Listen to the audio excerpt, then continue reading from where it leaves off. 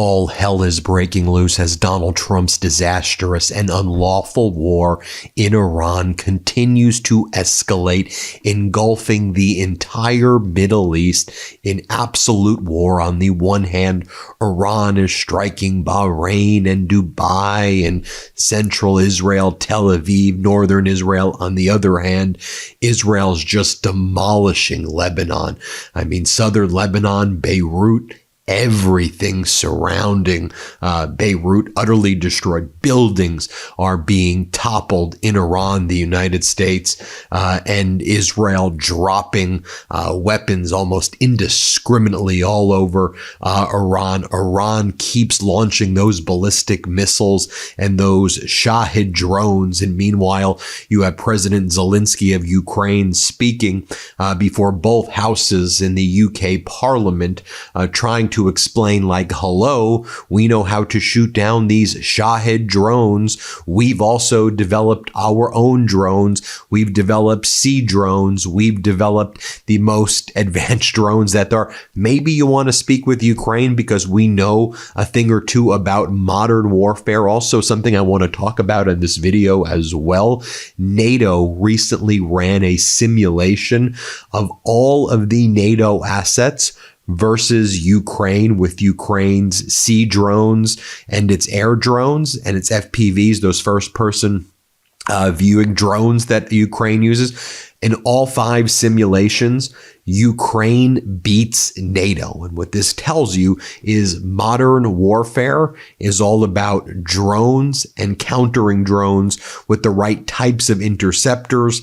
This should have been known to Donald Trump and his idiotic regime, but they were too busy trying to cozy up to Vladimir Putin, which frankly they're still doing right now, removing sanctions against Putin, while we know clearly, in the Wall Street Journal again reported on this, that Putin is providing Iran with weapons, with intelligence, how to kill Americans, how to destroy American assets. And what does Donald Trump do in retaliation when he knows that Russia's working with Iran to destroy America? Donald Trump goes, let me lift those sanctions against Russia to allow Russia to send its oil to the rest of the world and make huge profits so it can then buy more weapons to give to Iran. And it could also focus on destroying Ukraine while Zelensky's trying to help. So let's break all of this down. When I say all hell is breaking loose, I'm not being hyperbolic. I'm just describing what is happening.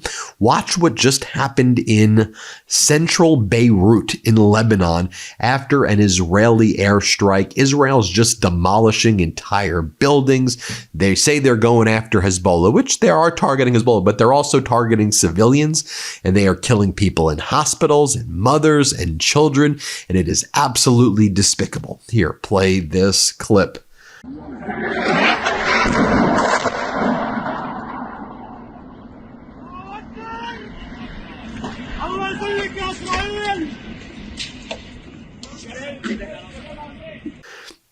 Now let's talk about what's going on in other areas of the world. In comments that interestingly align with those of French President Emmanuel Macron, as OSINT Defender explains, open source intelligence, Iranian Foreign Minister Araghchi has said that a new post-war framework for the Strait of Hormuz must be put into place. While it's yet unclear if Araghchi's comments were made in an effort to synchronize French-Iranian signaling, it nonetheless aligns with what France's president has said in the past few days amidst increasing communications between the two nations. Do you get what's happening here? There are bilateral discussions going on between France and Iran, between Italy and Iran, between Middle East nations and Iran. And what they're talking about is a new security framework for the Strait of Hormuz, i.e., without the United States being a leader in the area and focusing on bilateral relations where essentially Iran controls the Strait of Hormuz and you need to do one-off deals with Iran to pass the Strait of Hormuz. If you watch the ship traffic, and there's not that many ships going through the Strait of Hormuz, they are going very close to the shoreline of Iran. It seems like Iran's laid all of these mines in the Strait of Hormuz. And just a brief primer for those who just don't know what I'm talking about with the Strait of Hormuz, that's the strait in the Persian Gulf. 20 to 30% of the gas that we receive, the oil, comes from that Strait of Hormuz. It passes through there. Iran's able to control it. Not just that, though, but fertilizers, agriculture, a lot goes through the Strait of Hormuz. So this has a huge impact. And when Iran shuts it down, which it does now, it has this massive impact on the global economy. And a lot of people who are feeling the brunt of it are these Arab nations that thought they were doing quid pro quos or pay for plays with Donald Trump and Kushner. And they're like, we paid you, but where's the play part? Like, we are paying you to protect us, not to screw us over. Take a listen to what the Times is reporting. Despite a $500 million investment by senior UAE officials in a Trump-linked crypto company, let's just call it what it is, a bribe, Gulf states still receive no warning about the U.S.-Israeli attack on Iran, reinforcing a sense of unequal treatment. Although the so-called Abraham Accords were meant to ease tensions, resentment is growing, especially as Gulf countries feel far less protected. A young professional summed up the frustration bluntly. So Israel gets an Iron Dome, and we, the Arab nations, get FUCKED. Now, let me just show you this because I think this highlights how the entire world is feeling right now about the United States. Take a look as CNN drops a massive reality check, as Furkan Guzkara describes it. Favorable views of the U.S. have plummeted by a staggering 79% globally since the war in Iran started. The world is completely rejecting Washington's warmongering and refusing to support the Trump regime. Here, play this clip. Yeah, okay. So you see these numbers, you see these shifts down in terms of how our allies or folks in those countries view U.S. military action in the Middle East. You see how unpopular it is this time around. Canada, Japan, the UK. And this is just part of a larger picture, Mr. Berman, a larger picture. Favorable view of the U.S. in 2025 versus 2024. Of course, Donald Trump being the president in 2025, Joe Biden being the president of the United States in 2024. Look at this. Favorable view of the U.S. down 79% of 24 countries' residents asked. The bottom line is this. The folks overseas are far less likely to view the U.S. favorably, and those chickens, they're coming home to roost in this situation as there's very little support abroad for the U.S. military action in Iran. Now, you also know that earlier yesterday morning, Donald Trump, like the little petulant baby that he is, started posting that the U.S. no longer needs or desires help from NATO nations and any other allies or partners. We don't need Japan, South Korea, and Australia, Donald Trump says. I'm not surprised by their action. Now we're being informed by most of our so-called NATO allies that they don't want to get involved with our military operation against the terrorist regime of Iran in the Middle East. This despite the fact that almost every country strongly agreed with what we are doing. But Donald, over the weekend, didn't you say that all of these nations were supporting the United States? Didn't you say you brought this coalition together? Oh, wait a minute. You lie about everything. You lie about ceasefire discussions with Iran. Every word out of your mouth is a lie. And our allies or former allies just know that everything you say is just complete and utter nonsense and dangerous drivel at that. Lindsey Graham saying earlier today, I just spoke with Donald Trump about our European allies' unwillingness to provide assets to keep the Strait of Hormuz functioning, which benefits Europe far more than America. I have never heard him so angry in my life. I share that anger at what's at stake. All right, oh my God, are you angry? What are you going to do? Are you going to write a very mean tweet about it? What are you going to be very angry? You're going to yell? Are you going to say mean words? Oh my, what are you going to do? You're going to drop some missiles, tough guy? You're going to start killing people? They're so utterly, all of you people are so utterly pathetic. By the way, yesterday, Prime Minister Keir Starmer of the UK made it clear we will not be drawn into a wider war here. Play this clip of what Starmer said. Play it. Second, while taking the necessary action to defend ourselves and our allies, we will not be drawn into the wider war. And then over here, Keir Starmer in his podcast, his what do they call it? Fireside chats, if you will, with Keir, as he calls it. He basically says what we're focused on is de-escalation and trying to reach a settlement and resolution over what's going on. I mean, whether it's the UK, whether it's France, whether it's Italy, they want this thing resolved and de-escalated while Donald Trump's out there, teasing cliffhangers like this is like season 3 of like the OC or something. Like, ooh, what's going to happen on next season? Are we going to send those 5,000 Marine Expeditionary Unit forces that are heading from Japan to the Strait of Hormuz? Ooh, are we going to do a full-fledged ground invasion in Iran? Ooh, what is Netanyahu going to tell Donald Trump next? Ooh, what's going to happen? Watch what Keir Starmer says.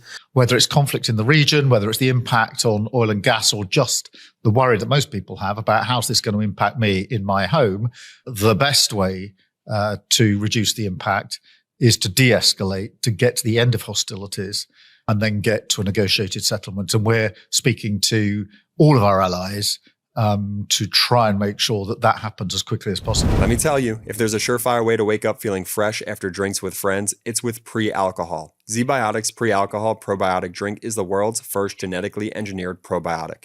It was invented by PhD scientists to tackle rough mornings after drinking. Here's how it works. When you drink, alcohol gets converted into a toxic byproduct in the gut. It's a buildup of this byproduct, not dehydration, that's to blame for rough days after drinking. Pre-alcohol produces an enzyme to break this byproduct down. Just remember to make pre-alcohol your first drink of the night, drink responsibly, and you'll feel your best tomorrow. Look, I won't lie, I was a bit on the fence about pre-alcohol initially, but then while hanging out with some friends at my local bar, I gave it a shot, and believe me, it's the real deal. March is a marathon of social events. From the slopes to the bracket watch parties to Guinness on St. Patrick's Day, pre-alcohol is the tool you need to fully enjoy the end of winter. Go to zbiotics.com/Meidas to learn more and get 15% off your first order when you use Meidas at checkout. ZBiotics is backed with 100% money-back guarantee, so if you're unsatisfied for any reason, they'll refund your money, no questions asked. Remember, head to zbiotics.com/Meidas and use the code Meidas at checkout for 15% off. By the way, then yesterday in the Oval Office, Donald Trump brought in the Prime Minister of Ireland, the Taoiseach of Ireland, if you will. And Donald Trump just starts bashing Keir Starmer in the Oval Office. And then the Prime Minister of Ireland has to like push back and be like, you don't really know your history, Donald. Like we take a little bit of a different view and what your perspective is based on our history. Watch what the Prime Minister of Ireland says. And I think Donald Trump didn't realize that Ireland has a Prime Minister and a president, by the way. But here, play this clip. You know who that is? Churchill. That's the late, great Winston Churchill. And Barack Hussein Obama did not want his bust in this office. Did you know that? And Barack Hussein Obama sent that bust back to England. They didn't want it. And when I came in, I was asked if I wanted it. I said, absolutely, I want it. And I put it right there, Winston Churchill. And, you know, unfortunately, Keir is not Winston Churchill. Do you have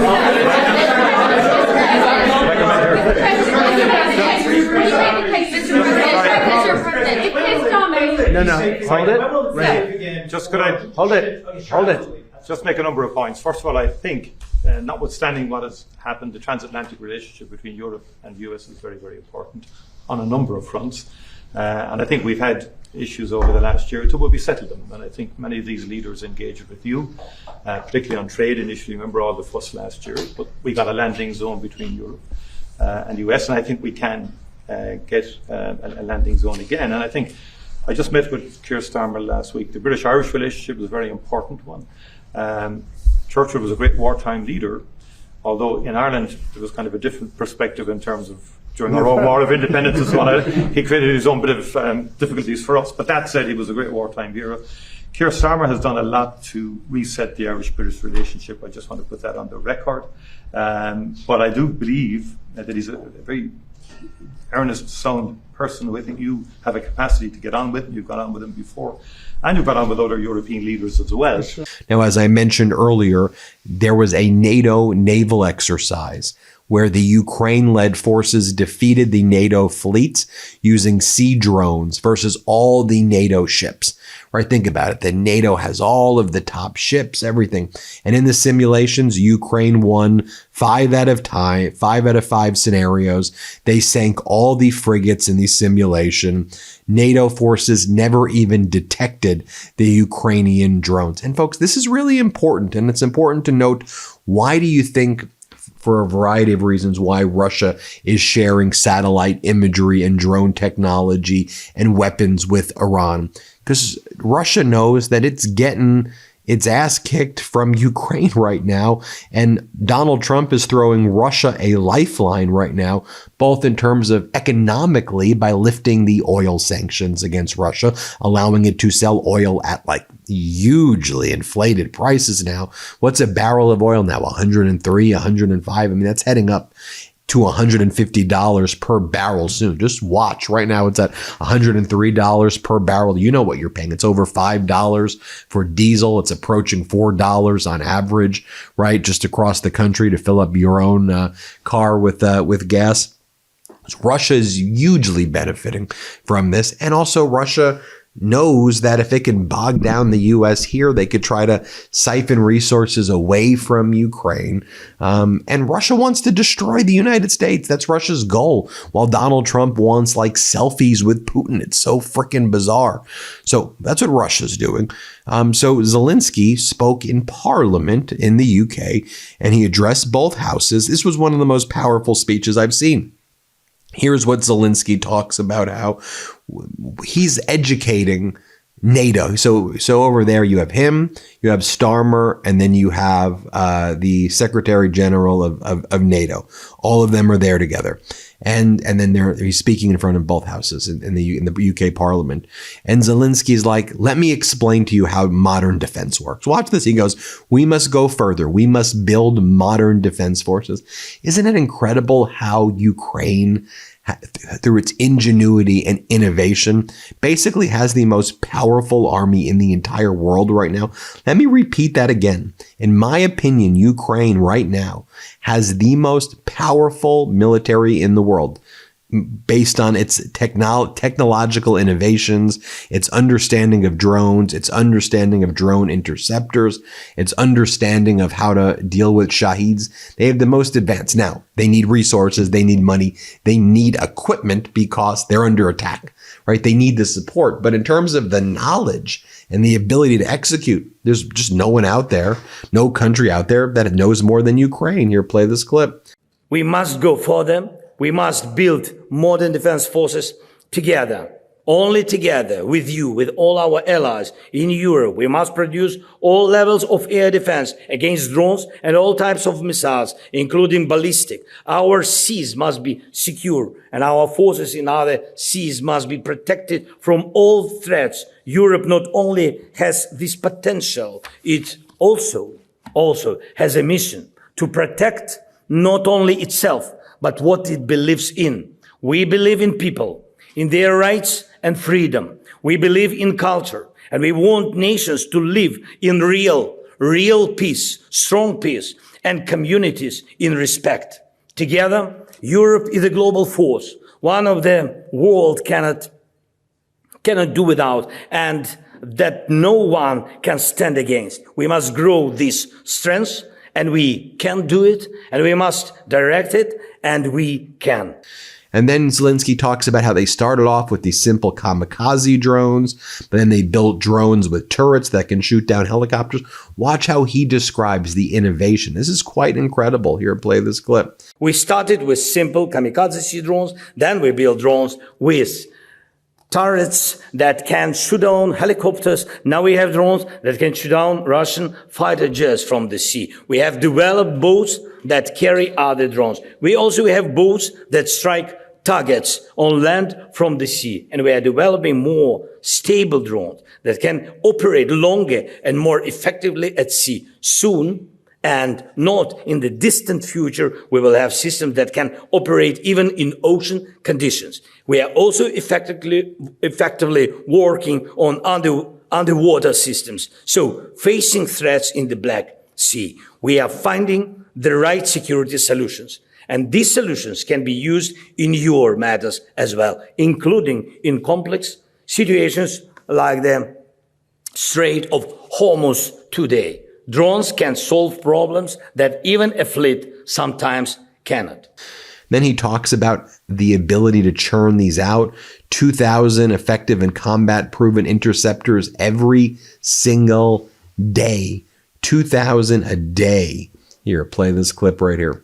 First, we are capable of producing at least 2,000 effective and combat-proven interceptors every day. We can produce more. It depends on investment. We need about 1,000 interceptors a day, and we can supply at least another 1,000 a day to our allies. Second, we know how to build radar and acoustic coverage to respond to how Shaheeds and other drones approach. Third, we have software that allows radars to keep working even under electronic warfare jamming. In real time, we analyze enemy frequencies and respond to them. And because of this system, we understand how effective our defense is against almost every attack drones. And we can move our positions and air defense to get better results. This iPad gives full control of the situation because we have a system for using our defense tools. If a Shaheed needs to be stopped in Emirates, we can do it. If it needs to be stopped in Europe or United Kingdom, we can do it. It's a matter of technology, investment, and cooperation. And the fact that we go through this winter, which Russia tried to make deadly for all our families, shows that our solutions work. All right, so there you have it, folks. What I really want to do with these videos is give you the perspectives that you're not hearing on corporate news. Like, are you watching Zelensky's UK Parliament speech anywhere else and then seeing what's really happening in Beirut? By the way, more people were killed in Gaza in the past 24 hours, and innocent children and mothers being killed again in Gaza. There was never a ceasefire there. Remember, we've always been, from the outset, we said, everyone's saying a ceasefire. There's been no ceasefire there. I want to make sure we're covering the complexity of what's happening in the Middle East. Every country, we go into the city, go into details that you're not hearing that I don't think you're hearing in a lot of other places. I don't want to say anywhere else, but not in a lot of other places that synthesize it like this. It's very important for us to bring you that information here. So hit subscribe, help us get to 7 million subscribers, and thank you so much for watching. Thanks for watching. Be sure to add the MeidasTouch podcast on Apple Podcasts, Spotify, or wherever you get your podcasts for new updates every single day.